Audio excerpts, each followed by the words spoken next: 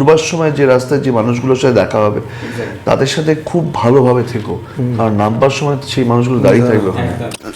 জীবনটা ছোট বলেই এখানে এই অভিমান করার জায়গা নেই, এবং অভিমান করে থাকলে তুমি সময়ের মধ্যে যেটুকুনি সময় তুমি অভিমান করছো সেই সময়টা is a loss of time, সব কিছু নষ্ট হয়।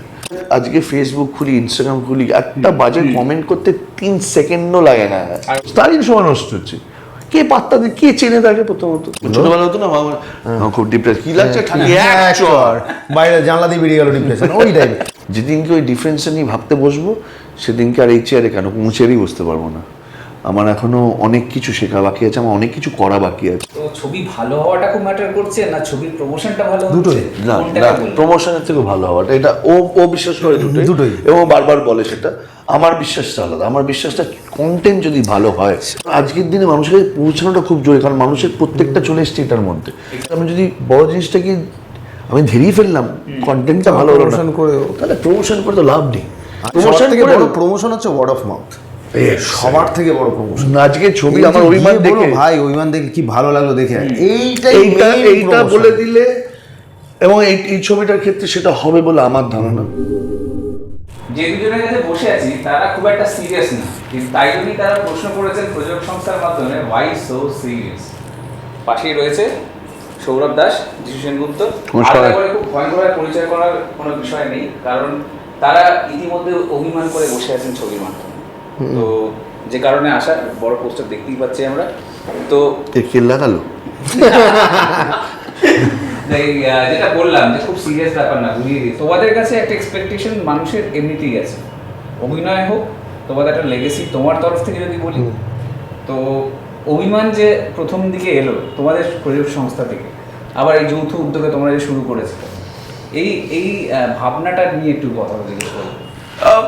আইডির সাথে একটা এমনি কাজ নিয়ে আমরা আলোচনা করছিলাম, করতে করতে বিভিন্ন গল্প নিয়ে কথা হচ্ছিল। তো ওকে আমি একটা গল্প শুনেছিলাম অনেক দিন আগে, তো বললো যে তুমি ওই গল্পটা বলো না, এই মানে আমাদের অভিমানের গল্প। আমি তখন গল্পটা বললাম, এই ঘরেই বসে কথা হচ্ছে। হ্যাঁ। তো তখন ঘরে যারা যারা ছিল তাদের খুব ভালো লাগে, এবং আমার সময় নষ্ট না করে শ্রীয়াতকে ফোন করি। শ্রীয়াত একবার এসো একটা, শ্রীয়াতকে গল্পটা হয়, শ্রীয়াতর অসম্ভব ভালো লাগে, এবং সেইভাবেই শুরু হয় এবং আমাদের চিরকালই ইচ্ছে ছিল যে আমরা আর যাই হোক কাস্টিং এর তো ডেফিনেটলি মানে গল্প হওয়ার পরে হয়, কিন্তু কন্টেন্ট ওয়াইজ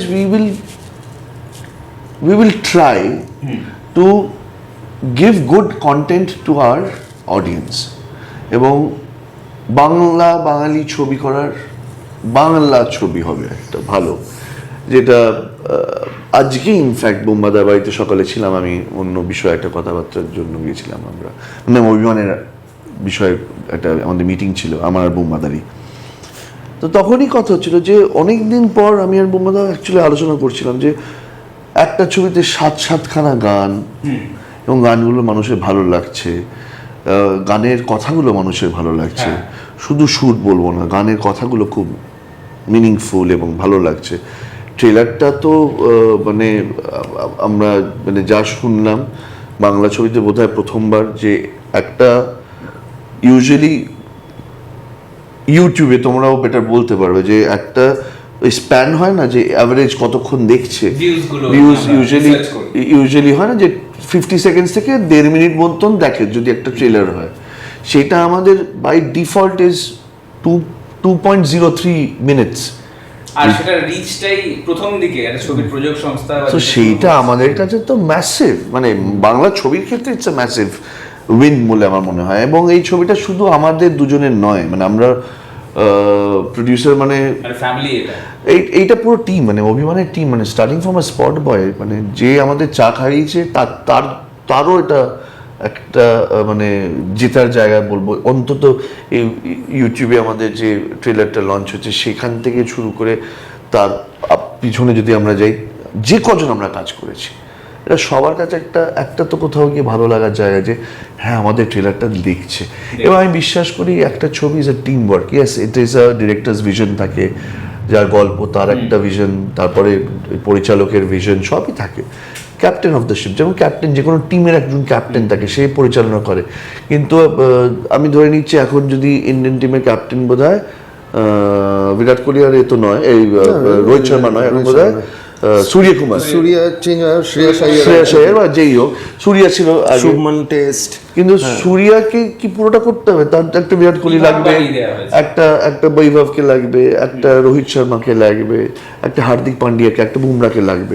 তো আমাদের এখানে এরা সবাই মানে আমাদের ওই স্পট বয় থেকে শুরু করে আমি আর সৌরভ অব্দি, আমি যদি এই স্প্যানটা ধরি, সবাই সবার কাজটা না করলে এই ছবিটা এখানে দাঁড়াবে না। এবং এটা আমার বিশ্বাস, এবং সবাই মিলেই এই ছবিটা বানিয়েছে। এটা আমাদের ছবি নয়, এটা আমাদের সকলের ছবি। কমপ্লিমেন্ট বলবো না, সৌরভ যিশুদাকে কি বলবে যখন একসাথে যখন তোমরা শুরু করেছিলে এই ব্যাপারটা, এই সংস্থা বা সিনেমাও যদি বলা যায়, সেখানে যিশুদার সাথে বন্ডিংটা কেমন এটা সবাই জানতে চায়। আর আলাদা করে তোমার তো খুব বিন্দাস মানুষ, তোমাকে আলাদা করে কিছু বোঝানোর নেই, জেলা বোঝাই যায় রাস্তাঘাটে যেভাবে কথা বলো, কাজের জায়গায় শুটিংয়ে, সেই দিক দিয়ে জিজ্ঞেস করবো। দেখো অনেক ইয়ার্কি ঠাট্টা, ঠাট্টা তো চলতেই থাকে আর কি, কিন্তু একটা অদ্ভুত রেসপেক্ট টুয়ার্ডস হিম, এবং আমার বিশ্বাস যে মিউচুয়াল রেসপেক্ট একে অপরের প্রতি, সেটা তো আছেই। এবং তার থেকেও বেশি আছে হচ্ছে একটা অদ্ভুত বন্ধন, যেটা হয়তো তোমার শব্দে প্রকাশ করা যাবে না। অ্যান্ড সেটা উইথ টাইম সেটা হয়েছে, হ্যাঁ, উইথ মানে একে অপরের পাশে থাকা থেকে হয়েছে, এবং সেইখান থেকেই বিশ্বাস হয়েছে। কন্টেন্ট যখন আমরা ডিসকাস করেছি বা দেখেছি, তখন উই হ্যাভ সেলিব্রেটেড, হ্যাঁ, এবং সেই জিনিসগুলো তো হয়েছে, সেগুলো তো আছেই। সেগুলো না হলে তো আজকে আমরা দুজন এত বড় একটা ছবি নিয়ে মানুষের সামনে পৌঁছাতামই না আর কি। হ্যাঁ, সেই যে জার্নিটা, এই জার্নিটাই তো বিশাল বড় আর কি। অ্যান্ড সবে শুরু হয়েছে। আই ফিল যে আমরা আরও অনেক কিছু করা এখনও বাকি আর কি, সবে তো শুরু। হ্যাঁ, তো সেই কিছুই করিনি বেসিক্যালি দেখতে গেলে, মানে নাথিং, এখনও আমাদের ফার্স্ট ছবিটাই রিলিজ হয়নি। হ্যাঁ, তো বাট একটা জিনিস যেটা, যে we know what to do, where to go, where to reach, but how we don't know. তার একটা আলাদা রাস্তা আছে, আমার একটা আলাদা রাস্তা আছে, কিন্তু এই দুটো রাস্তার একটা কমন রাস্তা আছে, যেখানে অ্যাকচুয়ালি আমরা দুজন হাঁটা শুরু করেছি। তোমাদের অভিজ্ঞতা বোঝায় যে ডাউন টু আর্থ হয়েই টপে রিচ করা যায়। হ্যাঁ, সেখানে টপে যারা রিচ করে তারা ডাউন টু আর্থ বোঝে ব্যাপারটা। না, আমার বাবা বলতেন, যখন ইটস আ সার্কেল, তো লাইফ ইজ আ সার্কেল, তো কখনো উঠবো কখনো নামবো। উঠবার সময় যারা ওই ওই ওই ওই রাস্তার কথা বলছিলাম, যখন উঠবার সময় যে রাস্তায় যে মানুষগুলোর সাথে দেখা হবে, তাদের সাথে খুব ভালোভাবে থেকো, কারণ নামবার সময় সেই মানুষগুলো দাঁড়িয়ে থাকবে, এবং সেই সময় মানে এই রিলেশনটা তোমার খুব কাছ থেকে, তাই তুমি আরো আমার এটা ছোটবেলা থেকে এইভাবেই আমি সবার সাথে আমার মনে হয় মজা ঠাট্টাই আর কি বেড়ে একটু না, এটা ক্যামেরার সাথে বার্তাই বলবো না। Jishuda is a dark horse for our industry. সেখানে যেভাবে আমরা ক্যারিয়ার গ্রাফ তো আমরা বাইরে থেকে টিভিটা খুলে দেখি, তো সেখানে আমরা দেখেছি যে কিভাবে তুমি অভিনয় হোক বা সেখানে একটা টেলিভিশন শোতে অ্যাঙ্কারিং হোক, সেখান থেকে তুমি সাউথ বা বলিউড যেখানেই তুমি ঘুরে বেড়াও কাজের মাধ্যমে, সেটা একটা গ্রাফ যেটা মানুষকে ইন্সপায়ার করে। সেটা অবশ্যই যেটা যদি আমার মানে সেই এক্সপেরিয়েন্সটাই তুমি হয়তো ছোট করে শর্টে বলছো। এটা দেখো, লাইফ ইজ টু শর্ট, এবং জীবনটা ছোট বলেই আমরা এখানে এই অভিমান করার জায়গা নেই।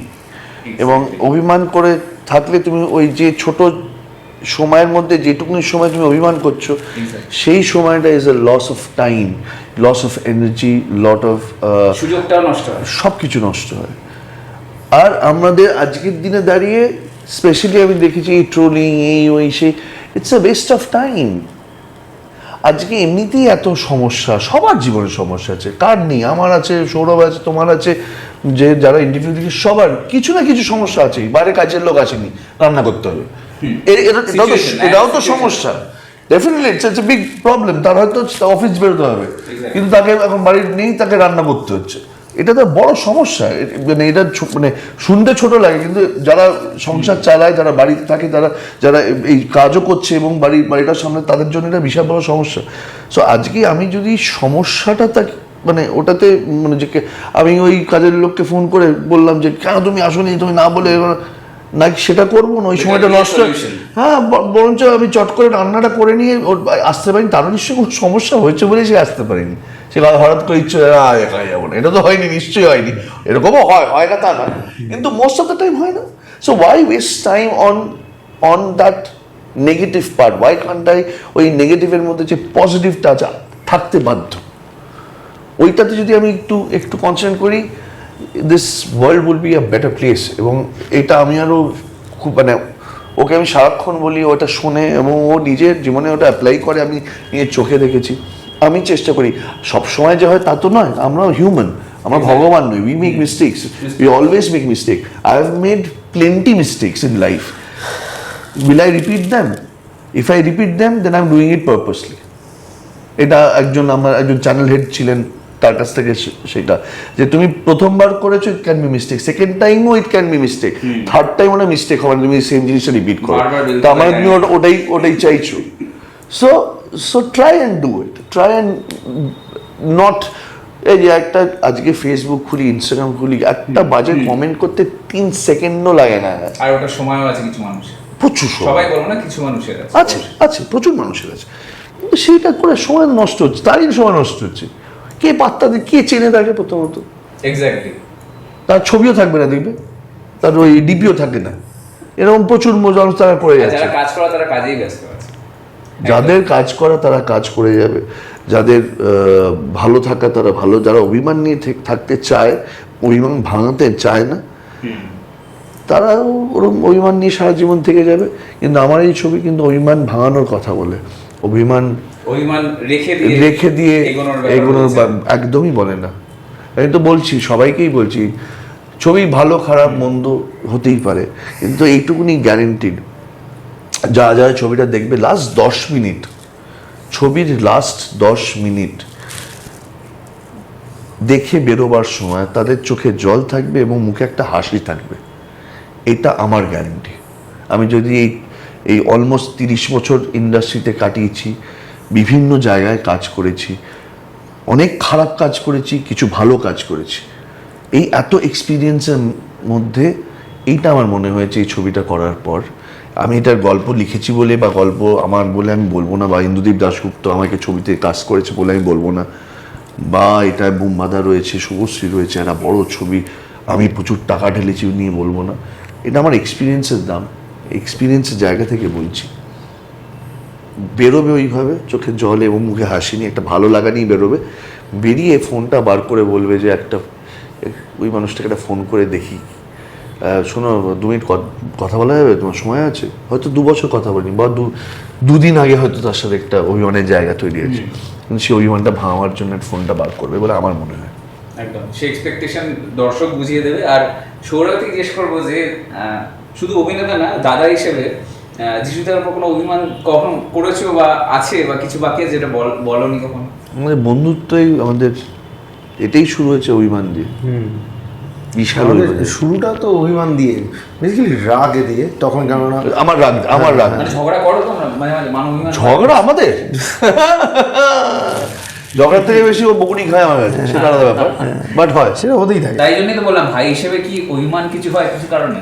না, অভিমান ওরমভাবে যে অভিমান, দেখো অভিমান is a very deep word, যেরকম depression is a very deep word, মানুষ এমনি ইউজ করতে থাকে শব্দগুলো। ছোটবেলা হতো না আমার খুব ডিপ্রেস, কি লাগছে বাইরে জানলা দিয়ে বেরিয়ে গেল ডিপ্রেশন, ওই টাইপ। কিন্তু অভিমান শব্দটাই এতটা মানে গুরুত্বপূর্ণ একটা শব্দ, যেটা তোমার হয়তো সবারই আর কি, হ্যাঁ হ্যাঁ, কিন্তু সেক্ষেত্রে ওরমভাবে যদি দেখতে যাই, ওরকম গ্রেভ কিছু সিচুয়েশন অ্যারাইজই করেনি এখনো পর্যন্ত যেখানে আমার অভিমান হবে হ্যাঁ যিশুদার প্রতি, বাট হবে না সেটা তো আমি জানি না, অভিমান হতেই পারে আমার, হ্যাঁ অভিমান দিয়েই যখন শুরু করেছি সেটা হতেই পারে, কিন্তু অভিমান ভাঙানোটাও তোমায় জানতে হবে। হ্যাঁ, অভিমান করে থাকে, সেই জন্যই আমার বললাম না ছবিটা বানিয়েছি অভিমান ভাঙানো, অভিমানটা হওয়া এবং অভিমানটা ভাঙানো, এই যে জার্নিটা, এটা অদ্ভুত জার্নি, এটা কিন্তু কুড়ে খায়। অভিমান যদি তুমি করে থাকো না, তোমার ভেতরে ভীষণ ভেতরে কষ্ট হয়, কষ্ট হয় নিজের, হ্যাঁ সময়টা তো যাই এবং কষ্ট হয়, কষ্ট হয়, দায়িত্ব না সে মানে অভিমানটা কাটানোর, অভিমানের মেইন টাইমটাই যায় হচ্ছে, স্প্যানটাই যায় হচ্ছে তোমার অভিমান আমার অভিমান, কে আগে বলবে এই বিষয়টাও, হ্যাঁ সেটা অনেক কিছুই থাকে। এটার পরিণতির সময় ইগোতে চলে যায়, ইগো থেকে তো একটু, ইগো তো সবার মধ্যেই আছে, ইগোকে নিয়ে এবার কারোর বেশি আছে কারোর কম আছে, ইগো তো সবার মধ্যে একদম। একটা নাম যাকে আমরা মেগাস্টার, সুপারস্টার, টলিউডের মানে আমরা মিস্টার ইন্ডাস্ট্রি বলে বেড়াই, যাই নাম দিই, এতদিন ধরে এখনো চিরনবীন হয়ে আছে। অ্যাবসলিউটলি। সেটা আমি বলার ওপর ম্যাটার করে না, তার কাজ তার পরিচয়টাই শেষ কথা।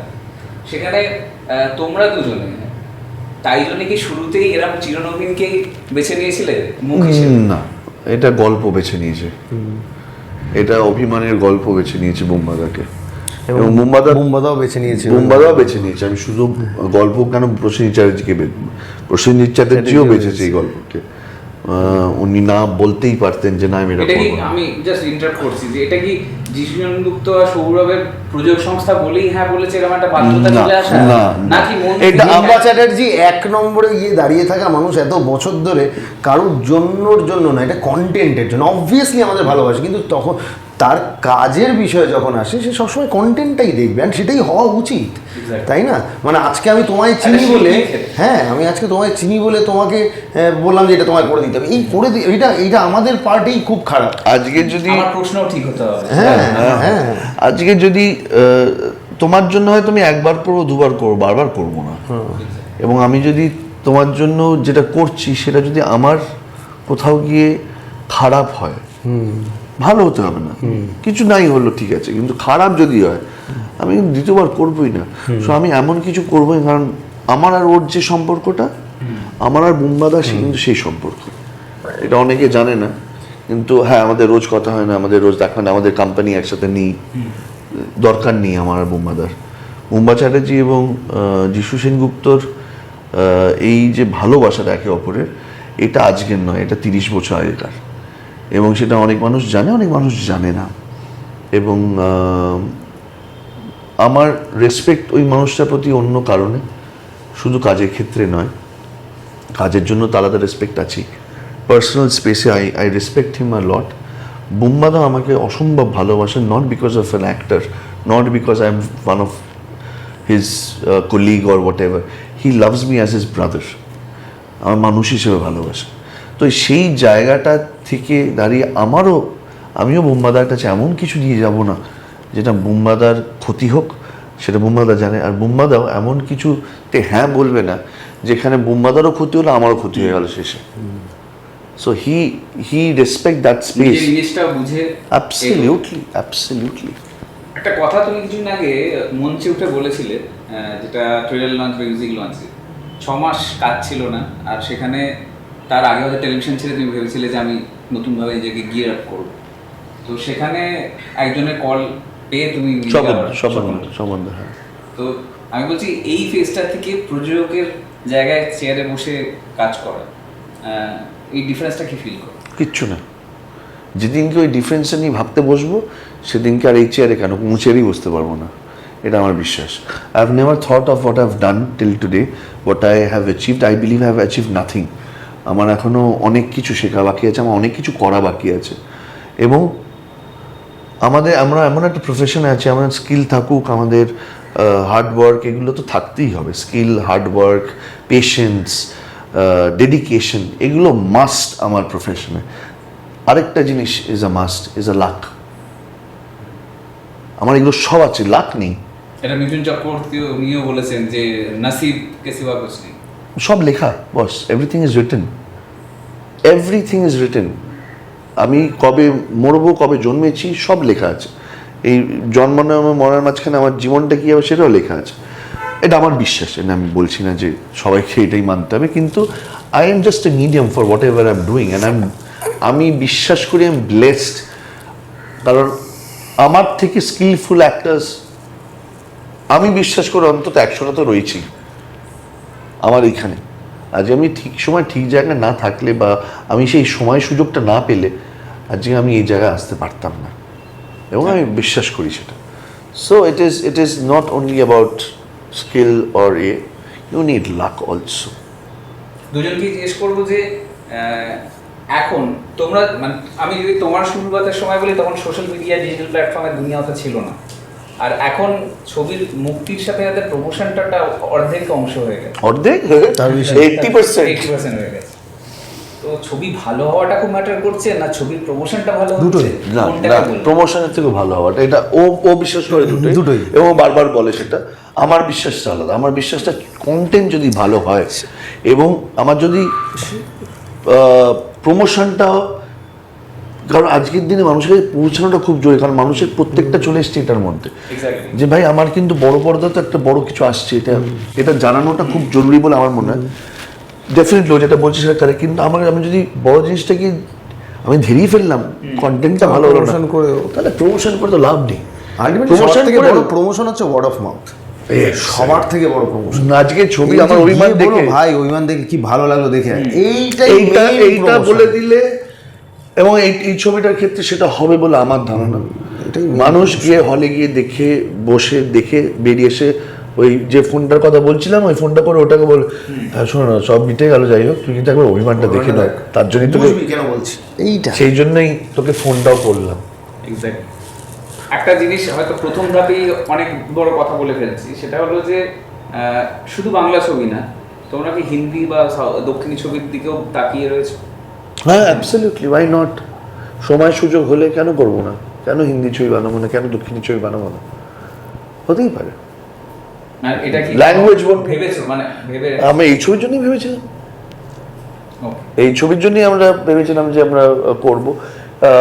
আমাদের কাছে সেই সময়টা ছিল না, আমরা সেই সময়টা দিতে পারিনি যে এই একটা সাউথের কোন একটা ল্যাঙ্গুয়েজ বা হিন্দিতে করার জন্য যে সময়টা দেওয়ার দরকার ছিল, যে টাকাটার দরকার ছিল, সেটা আমাদের কাছে ছিল না, দুটোর কোনোটাই ছিল না।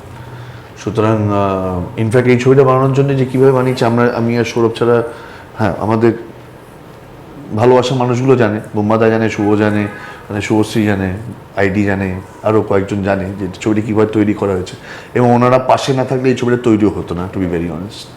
তো সেটার জন্য আরেকটু বৃহত্তর টাকা লাগতো, আর একটু সময় লাগতো, সেটা আমাদের কাছে ছিল না। কিন্তু আমরা ভেবেছিলাম, মানে এটা আমার পার্সোনাল ভাবনা তো ছিল, এটা আমি ওকেও বলেছিলাম যে লেটস ডু দিস, করি একবার, দেখি, চেষ্টা করি, কিন্তু হয়নি। বাট ভবিষ্যতে হবে না আমি এটা বলছি না, হতেই পারে। একদম। আর আরেকটা বার বোম্বাদার সাথে কাজ করা, স্ক্রিন শেয়ার করাটা কিছু আলাদা মনে হয় নাকি? 30 বছর ধরে কাজ করছি, 30 বছর মধ্যে আমরা 25 বছর তো ওর সাথে কাজ করছি, 50টার উপর ছবি করেছি বোধ হয় বোম্বাদার সাথে, আমি যদি গুনতে শুরু করি বোধ হয়, আমি জানি না। আজকে নতুন করে এই মানুষটার 90s এ আমরা ছবি দেখেছি তোমাদের সব। সো আমার আলাদা করে বোম্বাদাকে নিয়ে না, আর মানে এখনো শিখে যাচ্ছি লোকটার কাছে।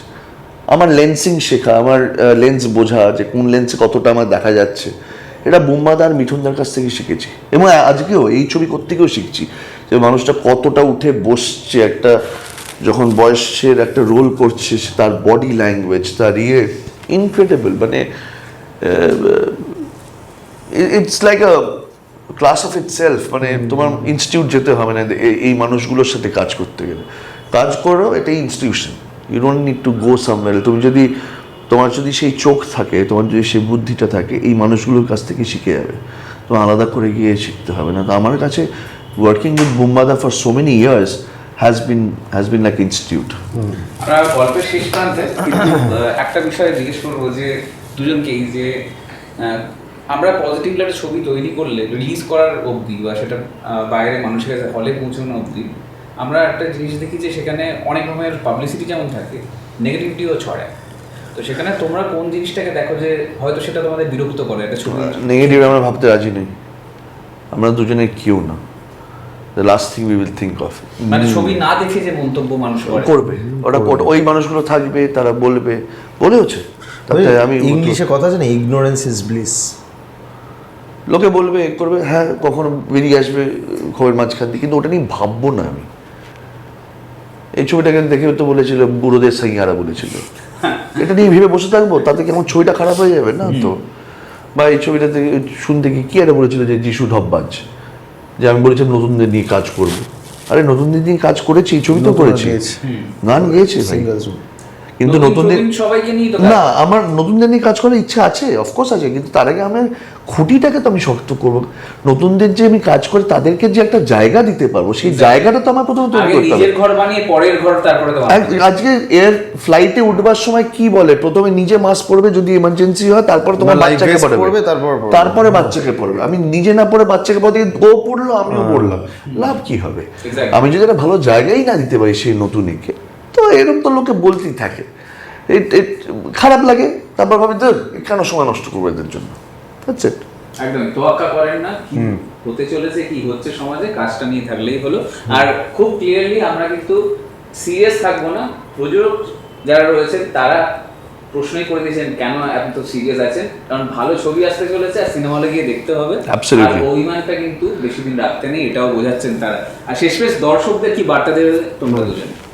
বলো দাদা, আমি বলবো। বলো দাদা, তুমি বড় বলে আমি বলবো। গুরুজন, তুমি বলো। 19শে জুন সময় নষ্ট করবেন না। 19শে জুন থেকে আসছে অভিমান, 19 তারিখে দেখতে হবে তার কোনো মানে নেই। 20 তারিখ যাবেন, 21 তারিখ যাবেন, জামাই ষষ্ঠীর দিন যাবেন, 22 Father's Day তে গিয়ে দেখবেন। ফাদার্স ডে তে গিয়ে দেখুন। কবে না 20 তারিখ না? 21 তারিখ। 21 তারিখ ফাদার্স ডে।